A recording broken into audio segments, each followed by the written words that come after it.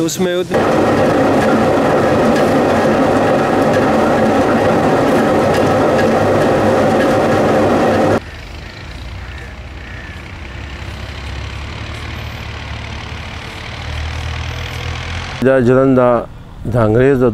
अंग्रेज के ज़माने की चक्की है, तकरीबन 120 साल पुरानी चक्की है ये।